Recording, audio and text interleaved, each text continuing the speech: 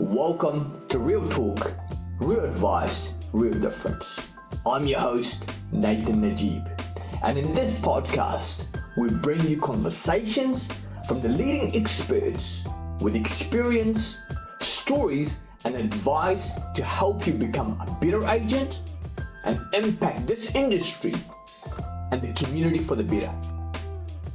Today, myself, along with Kylie Douglas, one of our colleagues at Najib, will discuss and explain the issues we have in this broken real estate industry model and how us as agents and real estate leaders can fix these issues. In turn, change the perception of the community about our industry. I just want to set the scene. What we want to chat about today is I want to talk about what is look at that. Sorry. What is broken? What's broken in this industry? And I have a talk about if we look at something, if something is not working, right, then we would think that something is wrong with it. And if you look at our industry, 9 out of 10 agents that come into the business, Kylie, they drop off within 6 to 12 months, right? And if we went back and spoke to every single person that did transact in real estate, either bought or sold or rented a property, or even the landlords, they would 95, maybe 99% of them would say that the process was well below average. They were not happy. So obviously there's something broken in the industry. And if people say, no, there's nothing wrong with it, why? What do you think? Why do you say that? Well, if you went to the doctor and the doctor said, well, you've got 6 months to live, God forbid, right? And he gives you pills which doesn't work. Obviously, those pills are not right. Then they're not working. So you would change something. You go to the doctor and get a pill that's gonna work for you. Let me give you an example. If you look at just within our industry, like TradeMe is a platform that's not owned by our industry. It's an outside industry platform. Now, I remember that came in, probably would have been 2010, 2011. I believe, I could be wrong, but it was around that time that TradeMe came in. And we said, oh no, well, the people in the industry, back then I was an agent. And they said, oh no, these guys are crazy. There's no way they can take over the real estate portal. And guess what? 7 years, 8 years later, you look at TradeMe now, data portal that is controlling the real estate industry. And in my opinion, Kylie, anybody would agree with me, if somebody's running, that's what concerns me about the industry, because I am the guy that's on the front line. I talk to people. I'm not a person just sits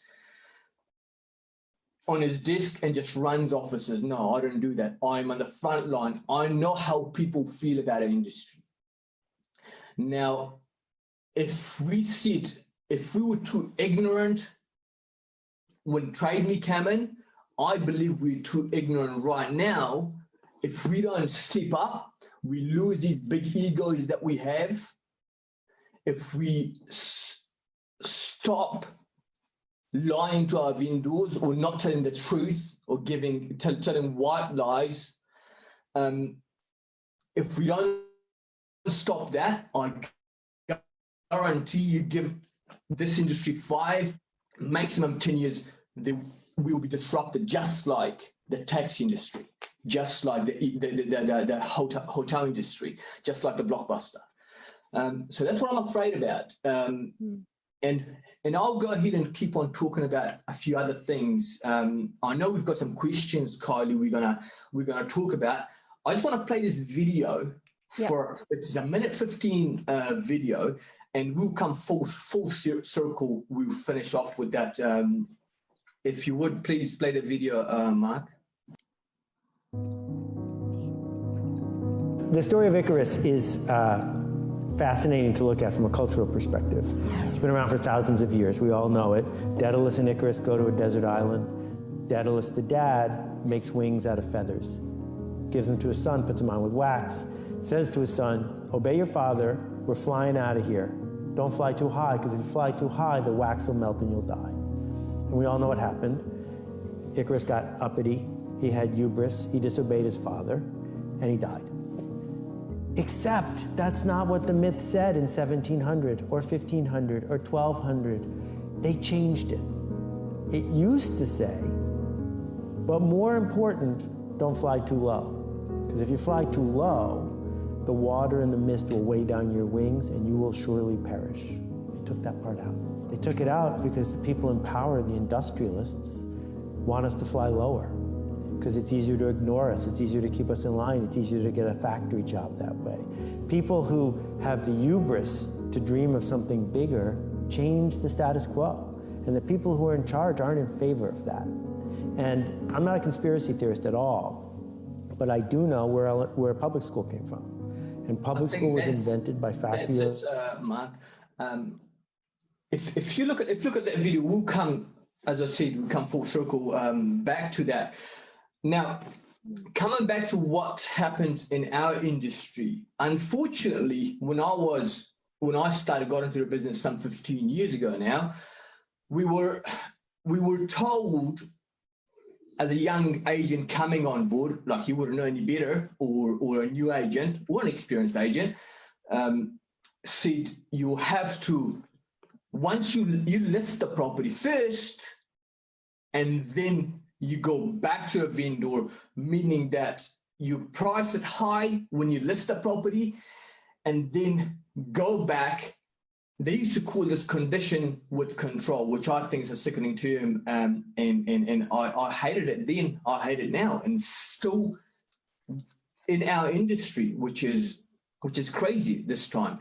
They used to say, if you quote it low, you watch it go, meaning that you give the vendor an inflated price, list the property, and then quote it low to the vendor. Now, what I tell people, like, if you are looking to be in this business for long term, if you're looking to be in the business for long term, because obviously anybody that comes in, they're looking as a career, right? You've got to look at what's the right thing to do, not what you've been told to do, because the person that's telling you to do this, they're actually not agents. Their face is not going to be on the marketing. So if you were to build a business that's sustainable, that you do well, you need to protect your reputation. How you can protect your reputation is tell people the truth.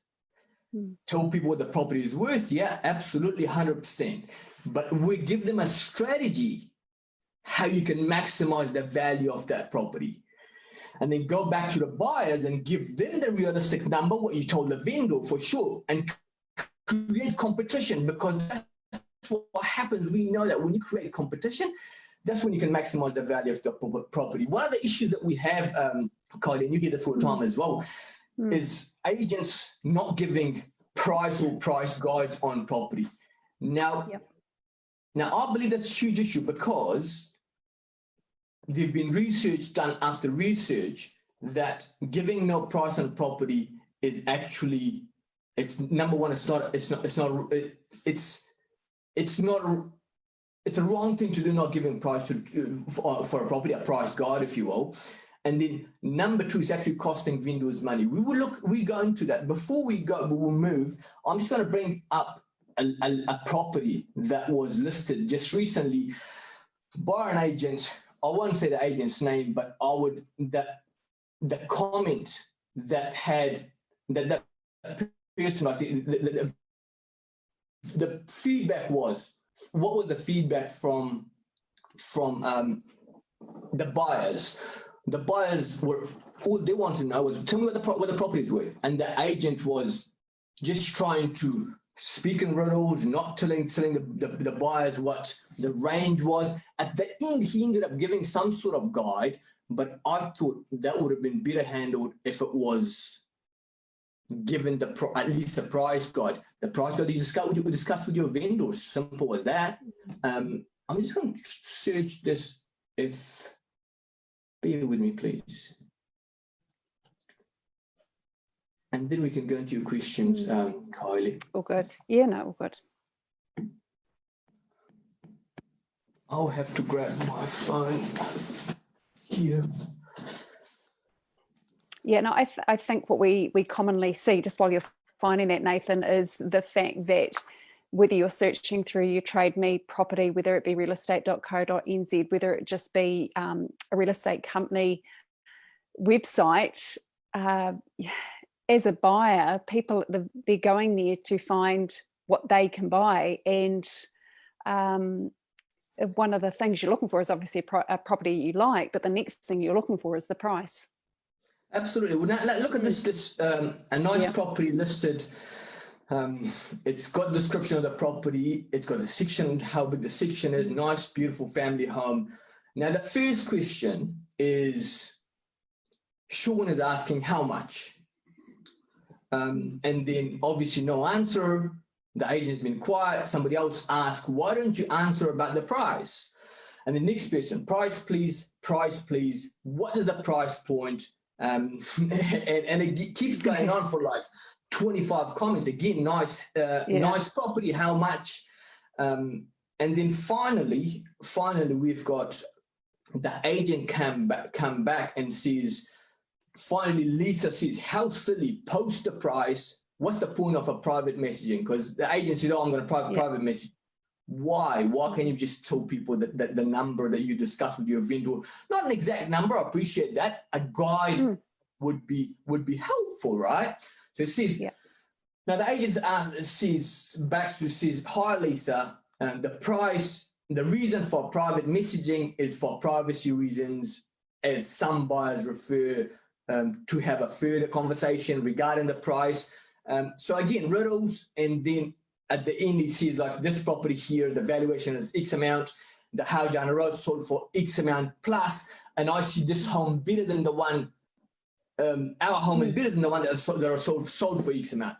And I think if that was the first question that the agent answered, price please, and said, okay, there's a house sold down the road for X amount, this home is nicer than that, so we think it's gonna be more than that. But we see that price range of this to this, right? Absolutely, yeah. And you wonder why there's sort of, frustration, why the public get frustrated with real estate agents. And I guess the other side of that is why is there such a fear of sharing a price? I mean, I know you talk a lot about price ranges, and if there was a vendor who specifically asked for a price not to be put on their property, you'd absolutely respect that. We're talking about in the majority of cases. And we'll talk about, as I said, we'll come back to this at the end. But let's answer this. Some question about price guides and why it's important we must use price guides. Can you go ahead and answer? Absolutely. I think I know you've touched on, the research that backs this up, and I know that you've also talked about how Australia have done research into this and worked at that is, and we are, we don't always want to be the same as Australia, but there are definitely similarities between our cultures. So you would expect New Zealand to be very similar. Yeah. Now, if you were to ask, right, the old-fashioned agents have been led to believe that you shouldn't discuss a price of a property. I really do think it's insanity. I totally disagree with the concept of hiding price, as the word has progressed a lot since I got into business 15 years ago, 10 years ago, 20 years ago, 30, or even 40 years ago, because I think we operate the way we used to do 40 years. Yeah. So in terms of people want fast information nowadays. Yeah. So you think having a price or a price guide, which we generally tend to do rather than having a specific price, especially when a property first goes on the market, how does that have an effect on the price and ultimately, that superior outcome that we're aiming for with the sale? Yeah, there was a research done, right? There was a research done that 91% of buyers, and that was a research done by realestate.com.au. They said that all buyers want a price discussion or a price guide, right? And I'm 100% convinced that it's exactly how our buyers will feel here in Christchurch. I talk to buyers every day, right? And if we've got 500 people in the room, if we have 500 people, we say, if they're all buyers, and we ask them, what do you prefer? Like, do you want to have price guide, price by discussion, or no price at all? I tell you 100% they will say yes, price guide, please. And it's worse than that. Like, what happens is the majority of our buyers will move past the listing if there is no price guide advertised, right? A recent independent research shows that 91% of buyers fall within that category. Now, putting a price range on a home is not only great practice, but it's also consumer friendly, and it's actually costing our vendors money. Yeah. And so do you think then that having that price guide on the property can actually give you that, it gives you the most successful outcome that you're looking for right from the start, by being upfront, by saying this property is worth X to X amount? Yeah. I absolutely agree. Like, we can talk about, I can give you case studies after case studies of how a property was, for example, on the market, never sold. The vendor wanted to get the property sold for X amount, and in this particular case, it was 815,000. That's all the vendor wanted. The agent wouldn't give any price. They're like, no, I'm not sure. You tell me what it's worth. And you wouldn't believe it, that same buyer that went through the property already, they bought the property, that same property from us, and they paid $875 for it. So, and I can go case studies after case studies. Yeah. Now, as an agent, obviously it's our goal, our job to get the best possible price for our vendors, right? Definitely. Now, in order to achieve this, we need buyers to come through the property first and foremost. And we want them to, we want to ensure that the buyers don't move past an online listing. Now, therefore, a price guide is imperative, in my opinion. Now, if we put, as I said before, if we put 100 buyers in a room and ask them, what would you like? Would you like a price guide, a price discussion, or nothing at all? I'm convinced that 100% of them would say that, yes, price guide, please. Now, if 100% of them want price guide, our goal, I understand, is our goal is to ask what the consumer want, right? Consumer want price or a price guide, at least. Then we got to ask, what do our clients want? What is it, in this case, what does the clients want? They want our vendors want the best possible price. How do you get the best possible price? Is more buyers through a door. You would agree with me, right? Absolutely. Yeah. Yeah. No, definitely. So why do you think there is such would you call it a fear of putting a price on a property? Is it because there's a fear that it's, going to undervalue it, or you're not going to get that top dollar because there's a cap on the limit of the price because it's sitting there, which we know doesn't happen. But is that what the fear is, or? I think that the fear is because if I was going to discuss a realistic price with our vendors, they wouldn't list, or we lose the listing, right? And the fear is also is the lack of transparency with our vendors and with our potential vendors in this case, and also giving two prices, a high price to the vendor, getting the expectation, their hopes up, and then giving a lower price to the buyers, right? Yeah. So if we were to price it realistically, as I said, we're going to have more buyers through a property, and that will create the competition around the home, which will help us maximize the value of the property. And also, agents don't want to, they don't want to go so much research. A lot of agents would just want to turn up to a listing presentation, and whatever the vendor says, the price, they would just say, okay, great, we'll just go, we can achieve it. No worries at all. If they did their research, if they did give them realistic number of proper comparisons to the vendor, number one, they'll be able to sell the property quicker. Number two, they will maximize the value of it. And number three, also, Kylie, they will build their own reputation, meaning they're going to have a better, sustainable, successful business as a real estate agent.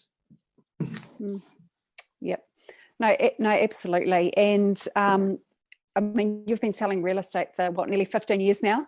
And I know price guide is one of those things that you do feel very strongly about for obvious reasons and things as well. And, want to get out there and change that, and also change that perception of real estate agents. So, I mean, as a final sort of question, I think, which kind of may just sum it up and be a little bit more general, but, why do you think the public does have that frustration around real estate agents? And you get, it's that old cliche, the car salesman, the real estate agent, it's the whole cliche, isn't it? That we want to change, and we're going to change. But yeah, is there any final comment you did want to make on that?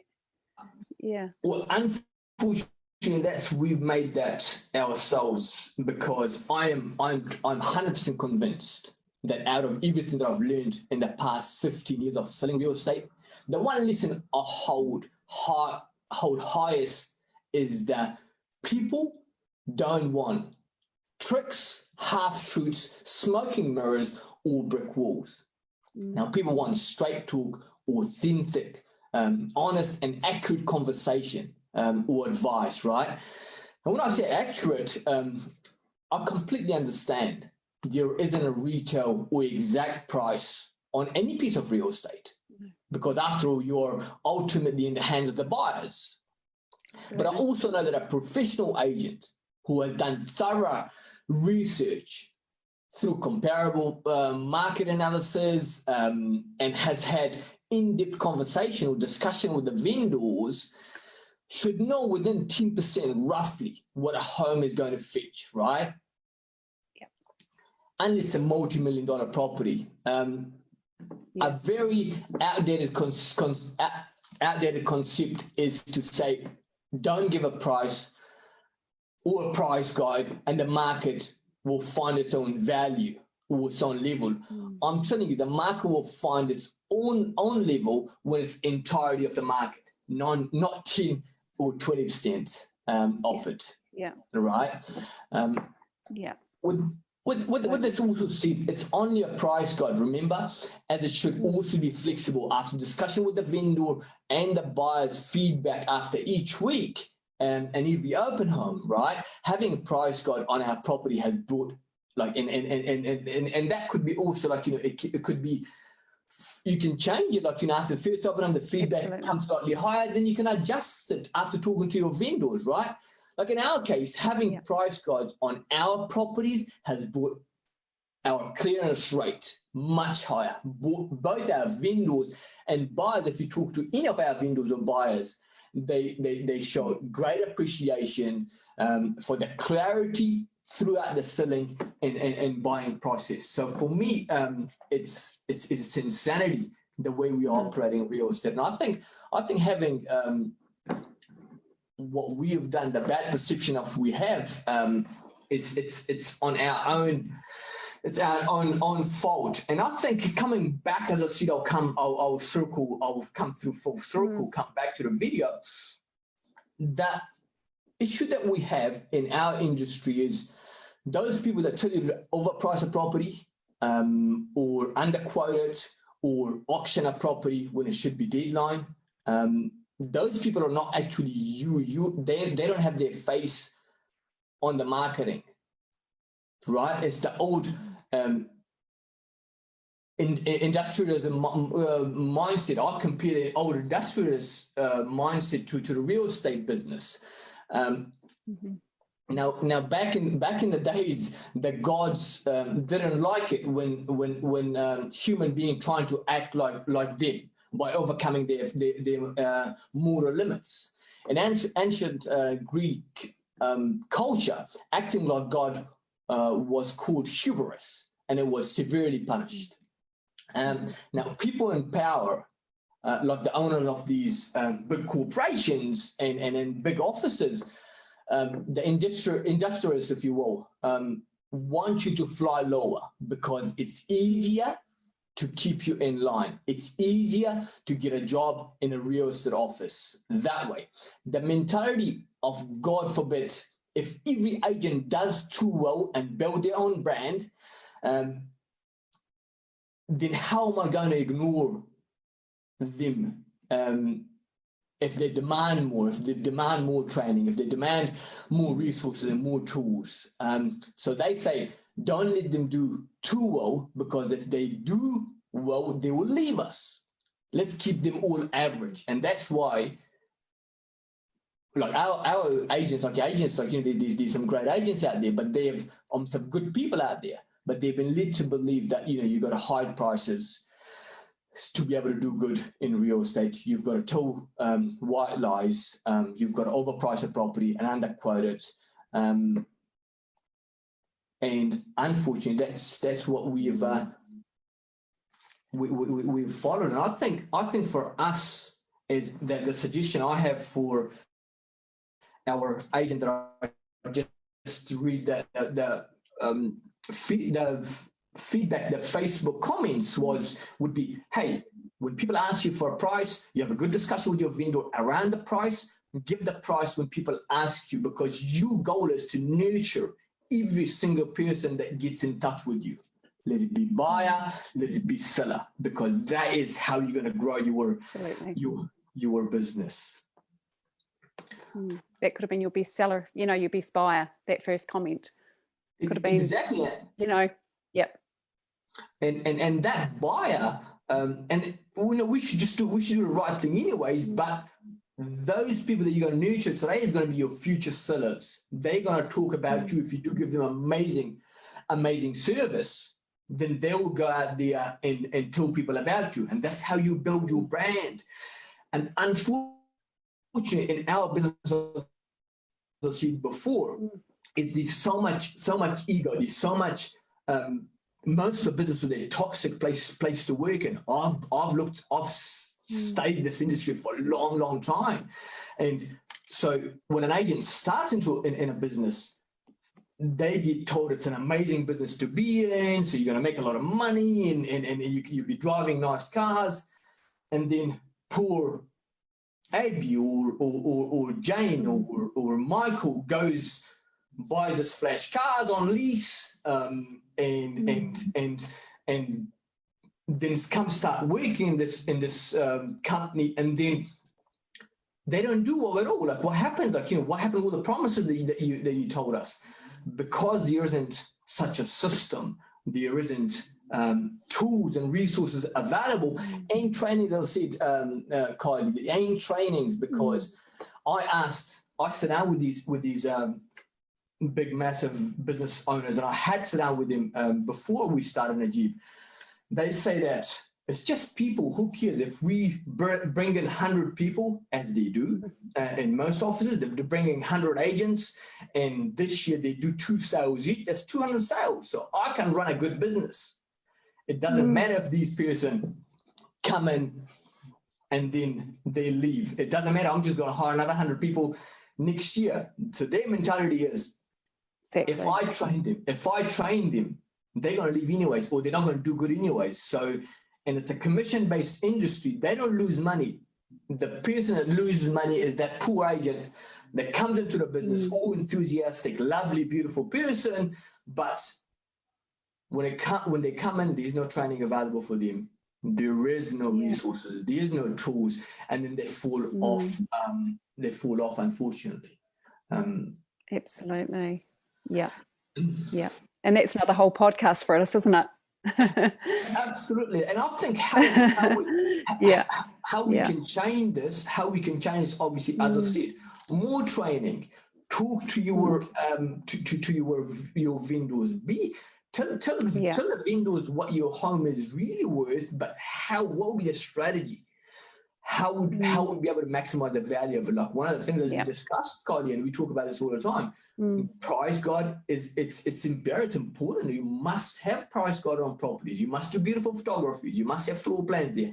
You must have all information. And talking about all information, before 4 years ago, 5 years ago, there was no information on properties, and people used to say, okay, if you put information, then buyers won't call us, right? Again, an outdated concept. Now, how we can turn this around, in my opinion, I think there's a few things. Health is very important. Like you say, like, what do you mean health?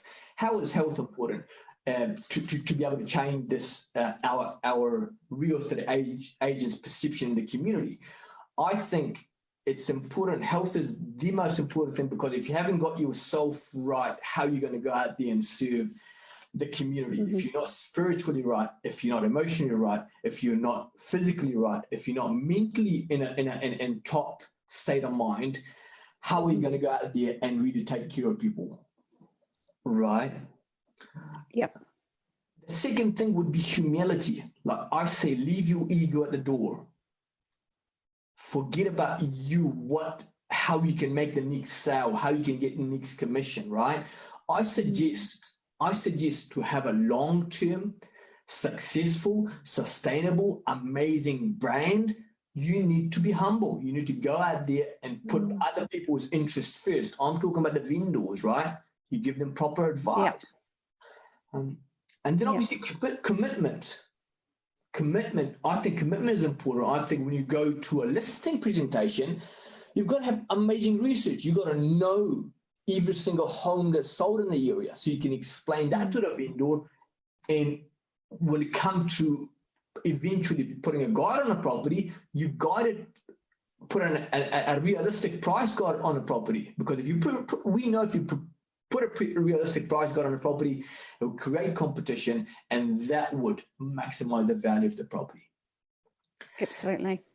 And the next is progress. Like you've got to evolve. You've got to see what new things are happening in the market. Like, what's actually effective. Like in this case, we talk about price guides all the time. We talk about doing beautiful videos all the time. We talk about putting floor plans. We talk about putting all information on the website. And then the next will be like, the recognition celebration. Like, as I said, there's so many toxic offices out there and if you're part of an office that actually tells you to bend the truth, tell white lies, and brick walls to secure a listing, and as they used to say, secure the listing, then condition with control. As I said that earlier, I think it's a very bad way to do business, and I think the only person that wins in that kind of business is that business owner that tells you go and do the business, because it's not their face on the listing, right? Definitely, yeah. And there's some amazing offices now. Like you see Cowdy doing some good marketing. You see all these other companies. So if they say, well, Nathan Najib or whomever did so well working for a bigger office, well, the reality is that's not the case anymore. You don't need to be part of a huge organization, because thanks to the internet, like, we can go live and talk about all these things. We couldn't do that 15 years ago. We can do it now. Right. We can market the property. Anybody can. There's no difference between what company a property list with. It's more of these small things to have a discussion with a vendor, a realistic price guide, beautiful photography. What else should you like to add there, Kylie? No, I mean, I think you've covered it well. And I think, your big thing is that it's about the customer ultimately, or your client, I should say, the clients and the customers. And, you're setting these price guides with your clients. They've still got input into it. and you can help guide them to their price guide with your experience as an agent. And I guess, the other thing too, from the customer point of view, so the buyer point of view is, I know we've talked about it, but I'm not sure if you mentioned it today, is we're all time poor. None of us, the majority of people don't have time to look, flick through pages and find the 5 properties they want to look at, and then ring the agent to see if it's even worth them going to that property to view it, because it might be, it could be 50,000 even beyond where they've even thought about going. And so you want to make it easy for people so they can sit down on that Friday night, whip through realestate.co.nz or trademe.co.nz, put in their price range search. They can, make their list of 5 properties they're going to go and see. And and I think that time element by just having the price there is really important. Yeah, absolutely. And like you see, you're putting a price guide there, not the price guide in the back of Trade Me. So a $2.5 million property appears when you're looking searching for $1 million, right? What is when you've already seen all the photos, right, and fell in love with it. Right.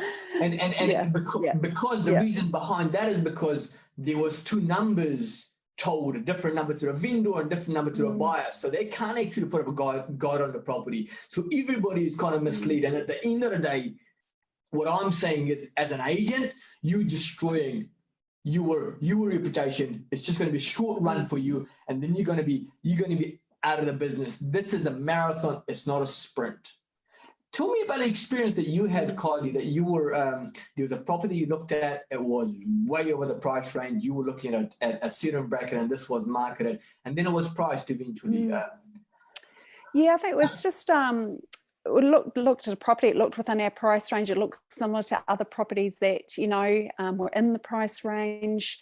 And then a few weeks later, a price guide popped up on the property. It came back to the market with a price guide on, and it was literally $100,000 over, it was more than that. It was nearly probably $800,000 over what we thought it would have been. And, it would have been on a list for us to go and view. So, $800,000 difference to what, so it's interesting. And it's one of many you could probably, think of. Yeah. And as I said, unless you do a thorough research on the property and give people a great advice, give them a strategy that will help them maximize the value of the property, then they're going there just listing the properties for X amount. And unfortunately, what happened in the majority of the cases is, as they said, like as they used to teach us, right? Condition with control. Once you list the property, the pool vendor will spend $5,000, $8,000, $3,000 in the market, and now they're committed. Now you go back to the vendor and say, hey, we listed a property at $2.5 million or $550,000. In that case, it was 2.5, but let's say it was 550. You told the vendor it was worth 680 and it's actually worth 550. Now you went back to the buyers, and the buyers said, well, you know what, you're crazy, though. It's worth 550. You go back to the vendor and say it's worth 550 now, not 680. The vendor says, but you told us it was worth 680. You agreed with us. Now we paid $5,000. Okay.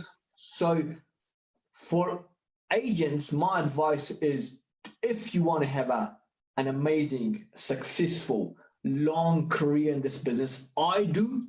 So please don't destroy it for all of us.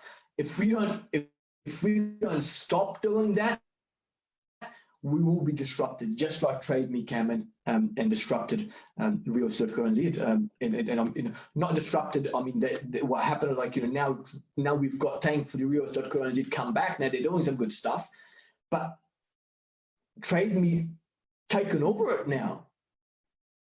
Like in the taxi industry, a friend of mine owns a taxi company, and I said, it's too late now. Like, he says, I'm going to bring app now. I'm going to make sure our cars are clean and they turn up on time. I said, no, too late. Now we're disrupted. You're disrupted. Yeah. So I don't want that to happen to our industry. The best thing for us to do is to tell people the truth. Make it easy for people. Put all information online. Thankfully, that's coming to the thing. It's becoming the norm now, thankfully. And there's things that we can take credit for. And as I said, like, there's people, the only person, agents don't win in this, because agents come in, the majority get out of it, leave the business, and then the new people come in, and then the same going around the circle. And if you look at all the offices all around New Zealand, you've got the top agent who's got a little share in the business, maybe 2 to 5%. And then everybody else is just working there. Like, as I said, the industrial mindset, unfortunately, that's the case. And what I'm saying is we need to change that. I want to be in the business for long term. My goal is to make it easy, bring transparency into the business of real estate. I love this industry, Kylie, and I've been here for 15 years. I'm not going nowhere. Absolutely. Anytime Fantastic.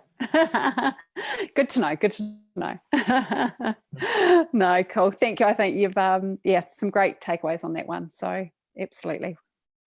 Thank you for your time, everybody. If you have any questions, you can ask us now, or you can watch the recording and send us an email. And